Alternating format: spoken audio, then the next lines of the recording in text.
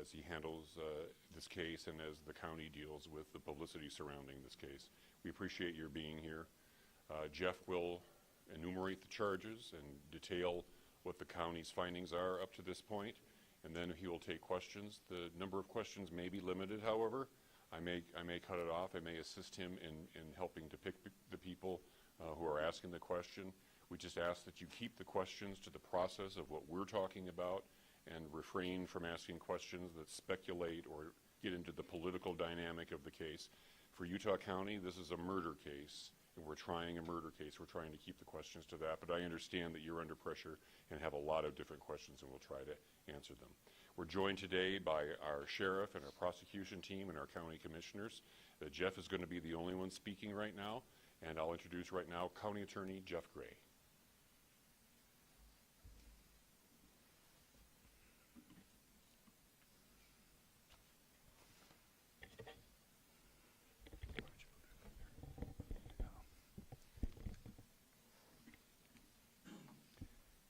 The murder of Charlie Kirk is an American tragedy. Charlie Kirk was murdered while engaging in one of our most sacred and cherished American rights, the bedrock of our democratic republic, the free exchange of ideas in a search for truth, understanding, and a more perfect union. It is also an offense against the state and to the peace and enjoyment of the people of Utah and of all those who visit here. But Charlie Kirk's murder also strikes a more personal and intimate chord. Charlie Kirk was first and foremost a husband and a father to two beautiful young children. He was a son, he was a brother, and a friend. Like all murders, the senseless and needless taking of Charlie Kirk's life has shattered the lives of those he loved and those who loved him. To Charlie's wife, Erica, his two young children, his parents, his family, and his friends, I express my sincere condolences and offer my heartfelt prayers on your behalf. I also want to express my concern for everyone who was at Charlie's Turning Point USA event at the Utah Valley University, and all who have been impacted by this tragedy. As county attorney, I am charged with bringing justice to those who offend our laws. I am charged with bringing justice for those who are harmed. I am charged with bringing justice for Charlie Kirk. I am committed to these aims. I take this responsibility seriously. Today, after reviewing the evidence that law enforcement has collected thus far, I am filing a criminal information charging Tyler James Robinson, age 22, with the following crimes. Count 1, aggravated murder, a capital offense, for intentionally or knowingly causing the death of Charlie Kirk under circumstances that created a great risk of death to others. Count 2, felony discharge of a firearm causing serious bodily injury, a first-degree felony.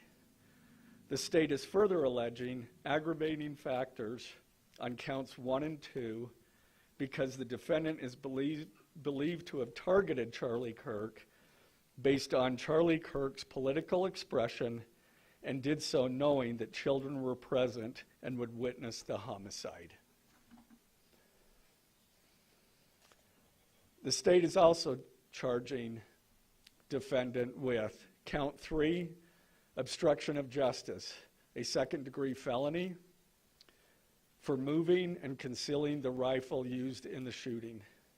Count 4, obstruction of justice, a second-degree felony for disposing the clothing he wore during the shooting. Count 5, witness tampering, a third-degree felony for directing his roommate to delete his incriminating texts. Count 6, witness tampering, a third-degree felony for directing his roommate to stay silent if police questioned him.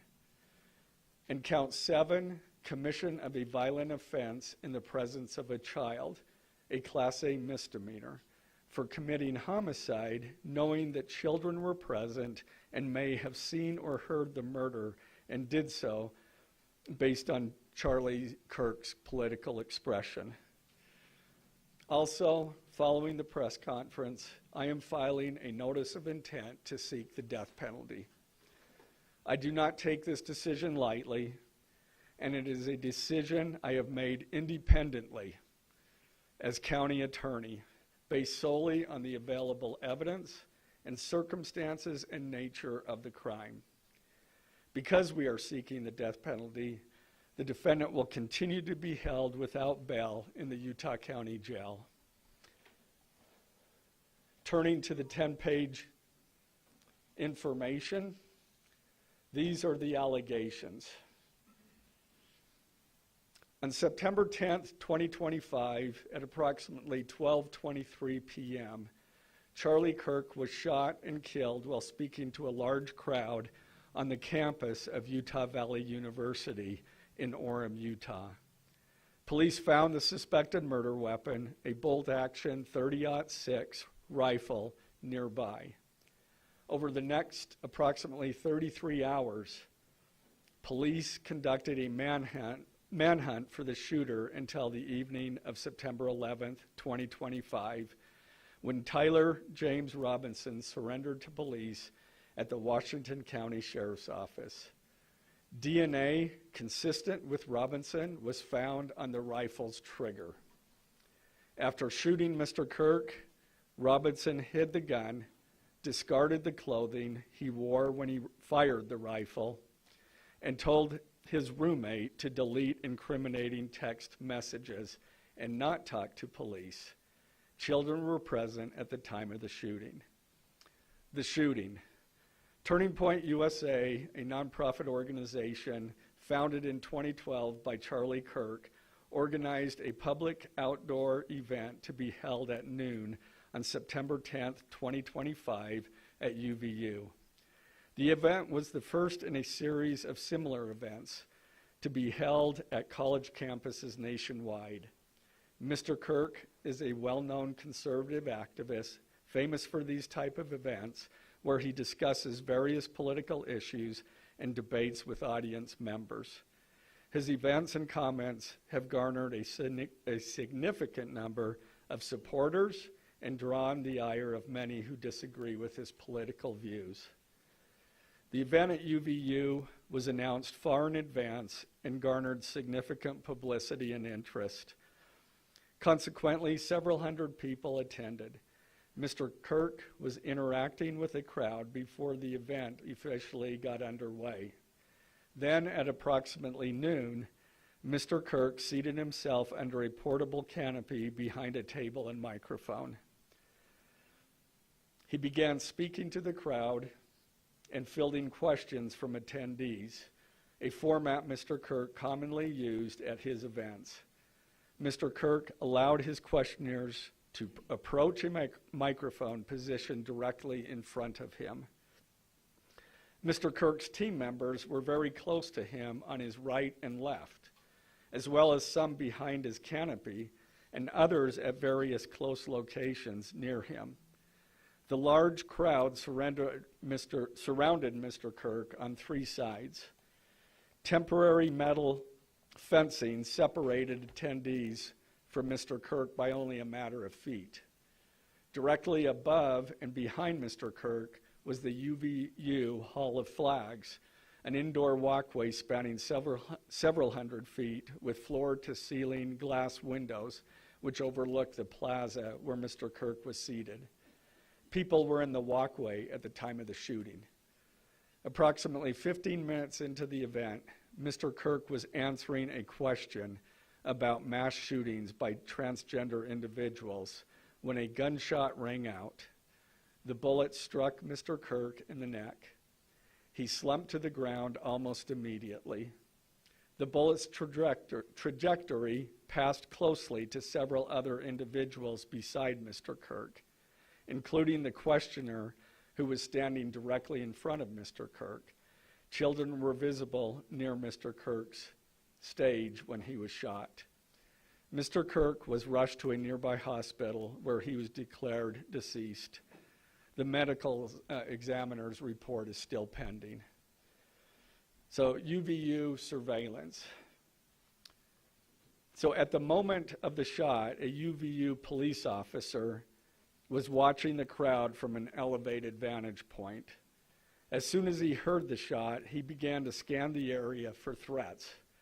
Believing the shot came from a rifle because of its sound, he looked for potential sniper positions. He noted a roof area approximately 160 yards away from Mr. Kirk as a potential shooting position and rushed there to look for evidence. The suspected shooting position is adjacent to an open, publicly accessible walkway. To access the suspected location, a person must climb over a railing and then drop to the roof only slightly below. The UV officer climbed over the railing and down onto the roof. He then walked to the suspected shooting position and confirmed a clear shooting corridor between the position and Mr. Kirk's seat. He also noticed markings in the gravel rooftop, consistent with a sniper having lain on the roof, impressions in the gravel potentially left by the elbows, knees, and feet of a person in a prone shooting position. Police reviewed surveillance from the camera covering the roof and discovered that it recorded an individual dressed in dark clothing cross the railing from the public walkway and drop onto the roof at approximately 12:15 p.m. Although the individual moved out of the camera's view for a short time, the camera again captured the individual running across the roof and then low crawling to the area the UVU officer recognized as where the suspected sniper had dropped into a prone shooting position. After a short time, which matches the known time of the shot, the individual arose and ran across the roof to the northeast. This discovery led to an intensive review of UVU surveillance recordings to attempt to track and identify the suspect. Surveillance revealed the following. At approximately 11:51 a.m., the suspect entered campus from the north. He is seen wearing a black shirt with an American flag in the center, a dark baseball cap, and large sunglasses. Throughout the surveillance, the suspect keeps his head down and rarely raises his head enough to get a clear image of his face. As he proceeds across the campus, he is seen walking with an unusual gait. The suspect walks with very little bending in his right leg, consistent with a rifle being hidden in his pants. This unusual gait continues until the suspect is seen crossing the railway off the open walkway and onto the roof, where he leaves the camera's view. A camera later captures the suspect as he runs across the roof to the suspected shooting position. Immediately after the shot was fired, a camera captures the suspect running across the roof carrying an item whose shape is consistent with a rifle. The suspect is then seen climbing down from the roof. He appears to drop the item he was carrying as he hits the ground in a controlled fall. He then picks up the item and runs toward the northeast end of campus. Expanded crime scene investigation. Law enforcement officers followed the suspect's escape path to the northeast end of campus, where they believe the suspect left campus and entered a wooded area. In that wooded area, investigators found a bolt-action rifle wrapped in a towel. The rifle contained 1 spent round and 3 unspent rounds. This is consistent with the facts officers observed at the time of and immediately after the shootings. No shell casings were found on the roof, suggesting a bolt action rather than an auto-loading weapon, and only a single round was fired. Each round in the rifle contained an etched inscription as follows. The fired cartridge was etched, "No Tice's bulge, OWO, what's this?" The second cartridge that was again not spent, the last three were not spent, were not fired. The second, "Hey fascist, catch," with arrow symbols. The third cartridge, "Oh Bella Ciao, Bella Ciao, Bella Ciao, Ciao Ciao." The fourth cartridge, "If you read this, you are gay," LMAO. The rifle, ammunition rounds, and towel were sent for forensic processing. DNA consistent with defendant was found on the trigger, other parts of the rifle, the fired cartridge casing, 2 of the 3 unfired cartridges, and the towel. Law enforcement was unable to immediately locate the shooter, so they published photos of the shooter from the UVU surveillance cameras and asked for the public's help to identify him. Meanwhile, law enforcement continued to try to identify the shooter through other means. The Washington County investigation. On the evening of September 11th, 2025, as law enforcement continued their investigation, Tyler James Robinson went to the Washington County Sheriff's Office with his parents and a family friend to turn himself in. Robinson's mother stated that the following to police. On September 11th, 2025, the day after the shooting, Robinson's mother saw the photo of the shooter in the news and thought the shooter looked like her son. Robinson's mother called her son and asked him where he was. He said he was at home sick and that he had also been at home homesick on September 10th. Robinson's mother expressed concern to her husband that the suspect shooter looked like Robinson. Robinson's father agreed. Robinson's mother explained that over the last year or so, Robinson had become more political and had started to lean more to the left, becoming more pro-gay and trans rights oriented. She stated that Robinson began to date his roommate, a biological male who was transitioning genders. This resulted in several discussions with family members, but especially between Robinson and his father, who have very different political views. In one conversation before the shooting, Robinson mentioned that Charlie Kirk would be holding an event at UVU, which Robinson said was a stupid venue for the event. Robinson accused Kirk of spreading hate. Robinson's father reported that when his wife showed him the surveillance image of the suspected shooter in the news, he agreed that it looked like their son. He also believed that the rifle that police suspected the shooter used matched a rifle that was given to his son as a gift. As a result, Robinson's father contacted his son and asked him to send a photo of the rifle. Robinson did not respond.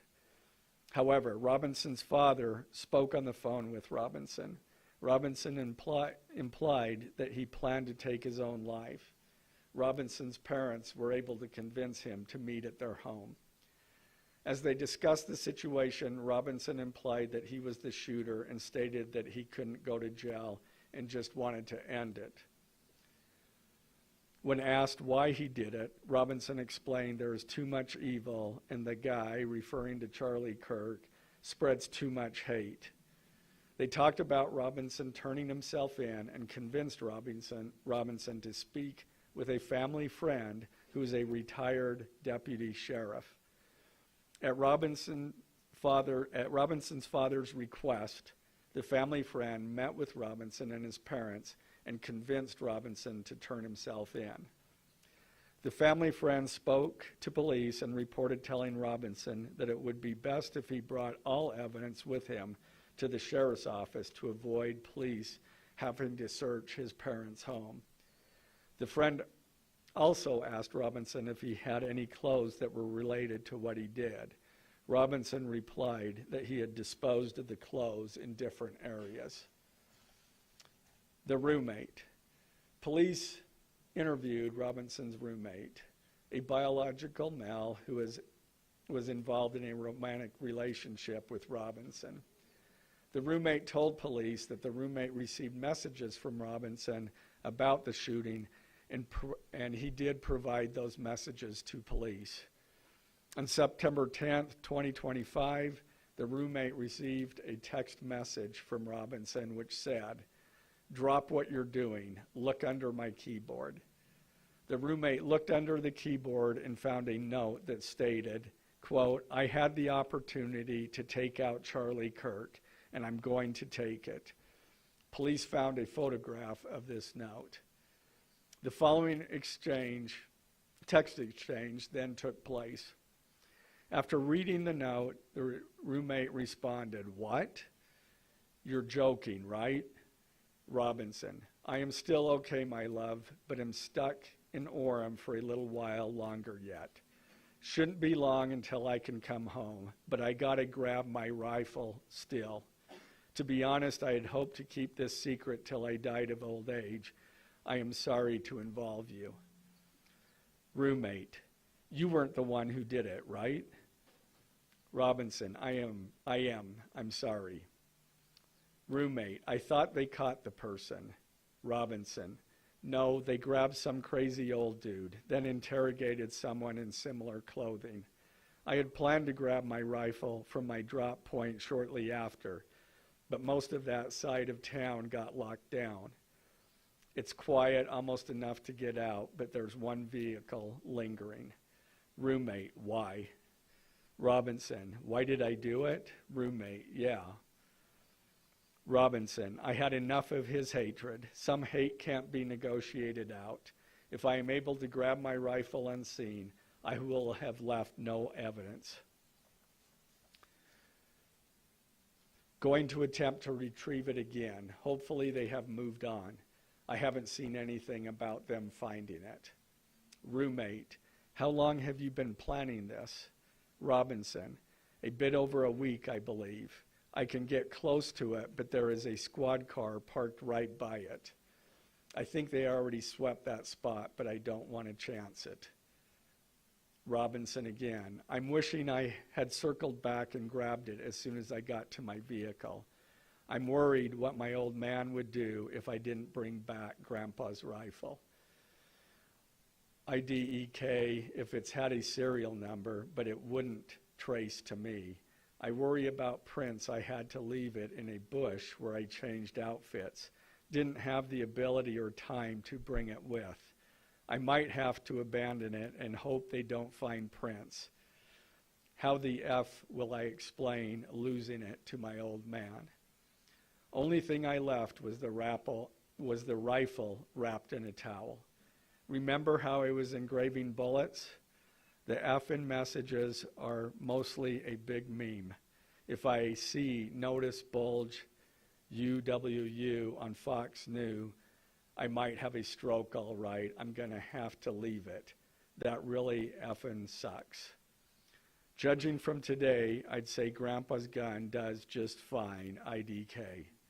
I think that was a $2K scope. Wink, wink. Robinson again, delete this exchange.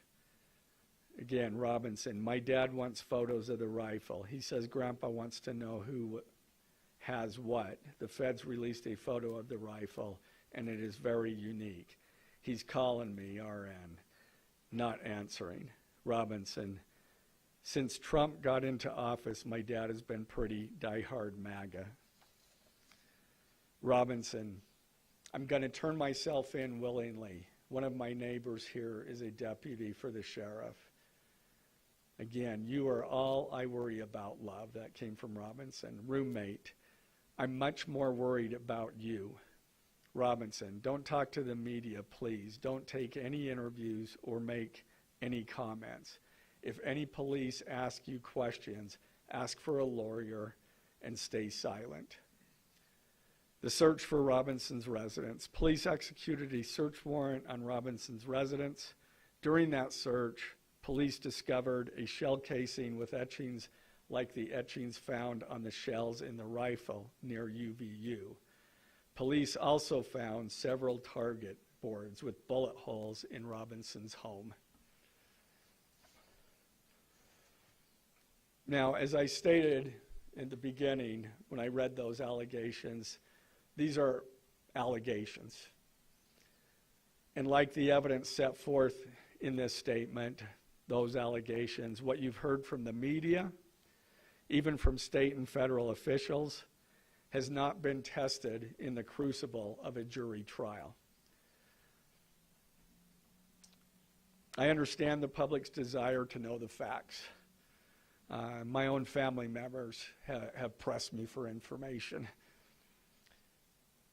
Why are we reluctant to share the details of the investigation itself and comment on the case? Because I want to ensure a fair and impartial trial. I became a prosecutor because of my love for the ideals of this great country and the principles embedded in our Constitution. The free exchange of ideas and opinions is critical to this great American experiment, but so too are the protections afforded to the accused found in the Fifth and Sixth Amendments. The right against self-incrimination, the right to a speedy and public trial, the right to the effective assistance of counsel, the right to confront one's accusers, and the right to compel the attendance of witnesses.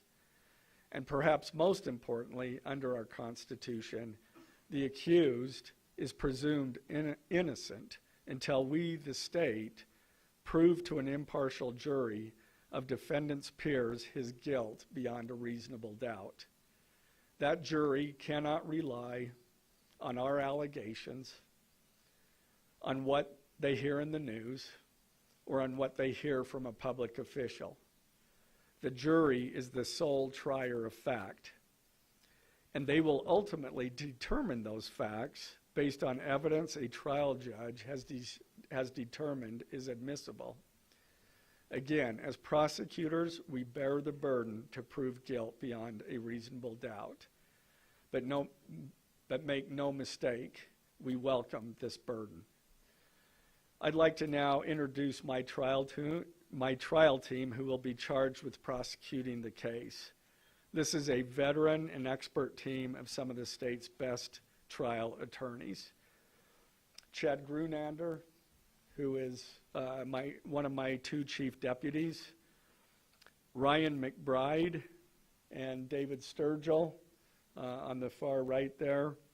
And those two were very much involved in preparing search warrants, did a phenomenal job, worked day and night to see that accomplished well after Robinson was taken into custody.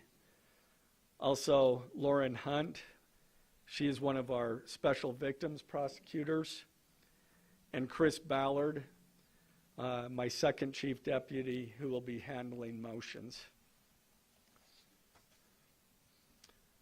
I'm going to explain just the procedural steps. We're not a grand jury. We don't have a grand jury system like the federal courts do. It's a preliminary hearing system. So the arrest and filing of the criminal information are merely the first steps in the criminal justice process.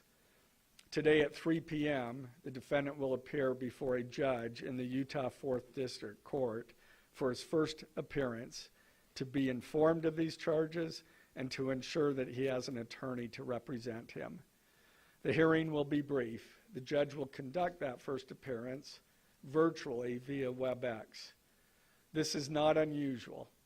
In the 4th District, all felony first appearances for defendants who are in custody are held virtually.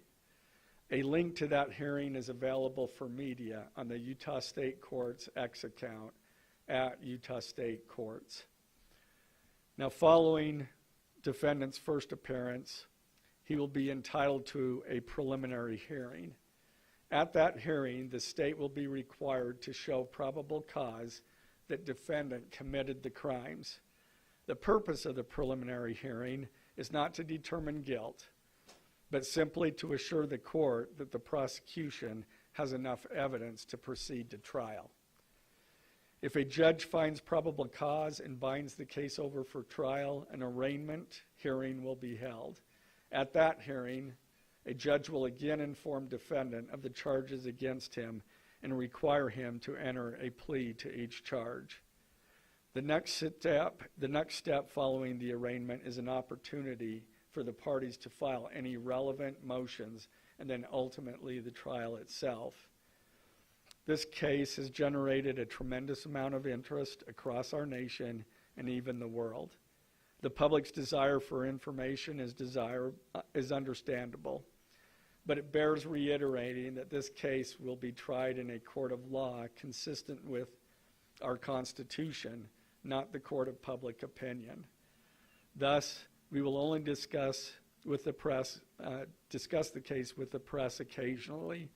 It will not be a day-to-day or even week-to-week occurrence, but we will only do so in a manner as not to jeopardize the fair trial process.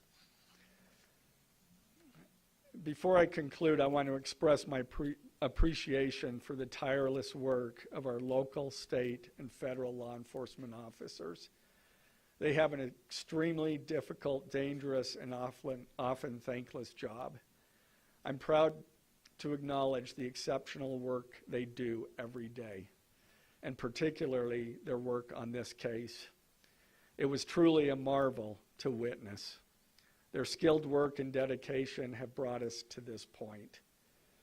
I'm also grateful for the leadership demonstrated by Bo Mason, the Commissioner of the Utah Department of Public Safety, FBI Special Agent in Charge Rob Bowles, Utah County Sheriff Mike Smith, our local police chiefs, and Felice John Vitti, the acting U.S. Attorney for the District of Utah. I'm also grateful for the support of our Governor, Spencer Cox, and our Attorney General, Derek Brown, who is standing behind me today and has offered his support and resources as we proceed to trial. Finally, I want to thank our Utah County Commissioners, Amelia Powers Gardner, Brandon Gordon, and Skylar Beltran. They too have pledged to assist with the resources needed to successfully prosecute this case. I will now take a few questions. For questions, ladies and gentlemen, just really fast, if you could identify yourself and what organization. Yes, thank you. Okay.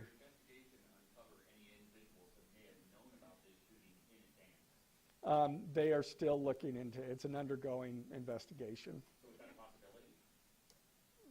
They haven't ruled that out. Ed Lavendera with CNN, the text message that you exchanged with your roommate, can you kind of give us a sense of, did that happen over several hours? Did it happen before? I don't have that information.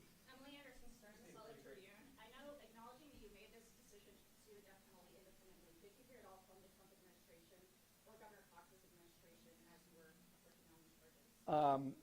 I talked to officials from both administrations, but I was not pressured to make a decision.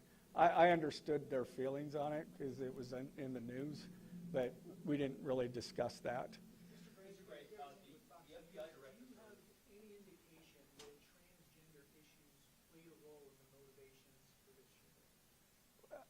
I'm going to stick to what I just stated in my public, in our information. I think that is pretty much set forth there. Mr. Gray, Ben Winslow, Fox 13 News. Just asking, are you planning to file additional charges against anyone else in connection with this? Again, we don't have any information at this point of additional suspects, but I know that our law enforcement agencies are continuing to follow leads. Mr. Gray, the FBI director today said that you are, quote, or that other people, a number of people are being investigated and interrogated. So it seems that there are people who might be up for prosecution. Yeah, I'm not. Do you think the suspect was a lone wolf, or could this be part of a... I can't comment on that. I'm not aware of all their investigation. I just know that these agencies are continuing to investigate this case and follow all leads. Can it still be with BBC News? Would like to know, how does this possibly interface with any federal authorities? That's up to the feds. They have different charges, and they're reviewing the evidence, and after they review the evidence and the law, they could file charges, but I'm not privy to exactly what they're looking at. Dennis, help me with the BBC. You spoke a lot about text messages with the roommate. The governor previously said the roommate is cooperating, but could we see charges against the roommate? Again, I'm not prepared to answer that question. Is it unusual to cite a political motivation as an aggravating circumstance? It's part of our code, and so we charge that. Greg, just you guys at KUTV, for those that aren't of a legal mind, is this a confession, the text messages? Is that legally a confession? And is he cooperating since he's been taken into custody? Ultimately, a judge will determine that at trial. And cooperation, has he spoken at all? Has he been cooperating since he's turned? Again, I'm not going to comment on that. I mean, that any statement at all. Okay. What more can you tell us about the suspect's time online that some say radicalized him? I am not aware of that information. It's, again, still under investigation. And has he expressed any remorse so far about this attack? I am not going to comment on that. Is he continuing to not cooperate? I am not going to comment on that. Mr. Gray, the FBI director has been way out in front in terms of presenting evidence to the public. Your team has been very circumspect, very measured in what they lay out. Does that hamper your investigation and your ability to do this? Well, as attorneys, we typically like to control that information to preserve an impartial jury and a fair trial. So has made a differentiation. Ex- Excuse me? I don't have that information. Can you tell us more about what the family may have said in interviews? Um, His mother? What the family said is what I provided. Mr. Gray, do you anticipate that the defense will try to get this trial moved out of Utah County, and how will you respond to that? That from where? From Utah County? That the defense will be from Utah County? That they will try to get the trial moved? I couldn't predict what they're going to do. You say any of this suggests that the timing of the shot and the question that was asked about mass shooting transgender, is that more than coincidence? That will be for a jury to decide. Mr. Gray, are you confident that the roommate had no part of this attack whatsoever? Again, I'm not going to comment on the evidence. But the evidence so far, does it show any involvement? Again, I'm not going to comment on other than the facts that or the evidence that we've gathered so far. The mention of the DNA here in the press conference jeopardized his right to a fair trial? I don't believe so. This is part of a public document that we have to file as we file a criminal information. We have to file a probable cause statement. That's a public document, and so we're comfortable with that. Are his parents and the roommate still cooperating? I'm not going to comment on that either. The FBI has said that this suspect had a hatred of Kirk. What else can you share about that? I can't share any more than what I've already said. This was an incredibly precise shot. Do you have any evidence that he went places to practice or had practice movements before the shooting that's given you insight into how he prepared? The evidence that I'm willing to share is what I just read in our statement, and it's in the Ladies and gentlemen, I'm information. afraid we're going to have to cut it off there. Okay. Okay. Did you consult Eric Kirk about seeking the death penalty? I'm not going to comment on that. Okay, thank you, ladies and gentlemen.